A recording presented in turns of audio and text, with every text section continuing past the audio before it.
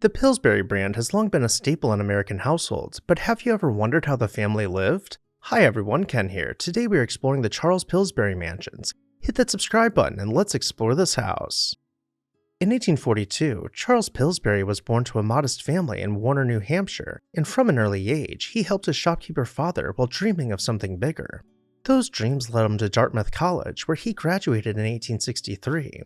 Afterward, he took a job in Montreal as a clerk, where he learned the ins and outs of business, but the fast-paced world of commerce soon beckoned him to the rapidly growing city of Minneapolis, and it was there that he made his mark on history. In 1869, Charles and his uncle John Pillsbury made a bold move. They pooled their money and bought a struggling flour mill.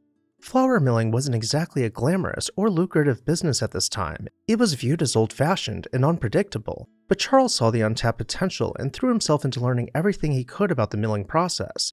What he lacked in experience, he made up for with bold ideas. The first thing Charles did was revolutionize the way flour was made. He introduced cutting-edge technology like the Middlings purifier and steel rollers, which transformed flour production from a slow, inconsistent process to one that churned out high-quality flour with efficiency.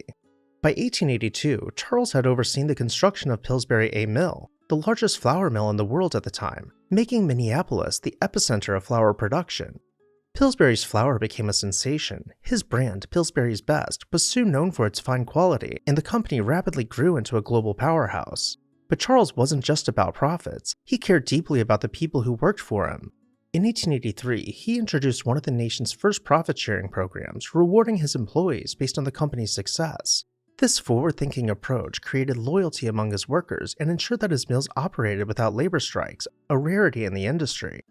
As Pillsbury's flour empire expanded, he also branched out into other ventures. He invested in railroads, grain elevators, and even helped electrify Minneapolis' streetcar system. He gave generously to causes like the Minneapolis Maternity Hospital, and supported relief efforts during the devastating Hinckley Fire of 1894. His work in the Minnesota State Senate from 1878 to 1886 showed his dedication to improving his community. Even after selling his company to an English syndicate in 1889, Charles remained deeply involved in managing the Pillsbury brand, ensuring it retained its high standards. Then suddenly and unpredictably, he died in 1899 at only 56 years old. He left behind a massive mansion at 2200 Stevens Avenue in Minneapolis. The stone house had been built in 1883 and updated frequently as technology rapidly evolved in the late 19th century. According to legend, his twin sons, Charles Jr. and John, decided to settle the estate of their father based on a coin toss.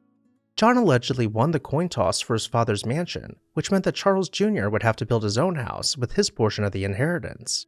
Jr. took his time building a mansion, making sure that it would be just as much of a work of art as it would be a residence. Completed in 1912 and clad in Bedford limestone, the house immediately demanded national attention as photographs were circulated in various publications showing off the mansion. The architects, Hewitt and Brown, delivered Pillsbury a simple but refined house plan. Each floor was planned to be anchored around a massive central hall, allowing for relaxed circulation from room to room. On the third floor, the children's playroom takes the place of the hall and doubles as a ballroom, and is surrounded on all sides by servants' quarters.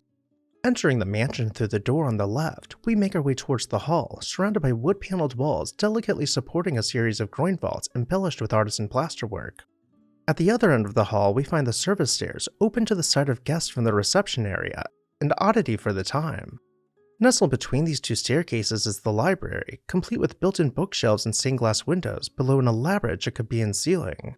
Had we taken the passageway flanking the front door, we would have found the living room even more intricately finished than any of the other rooms we have seen so far.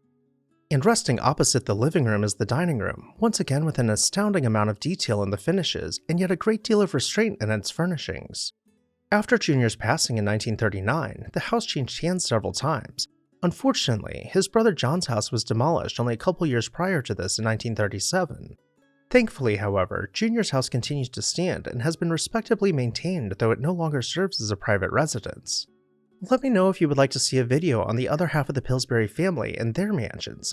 As always, thank you all for watching, and make sure you're subscribed with that bell notification turned on, so you never miss an exciting episode of This House.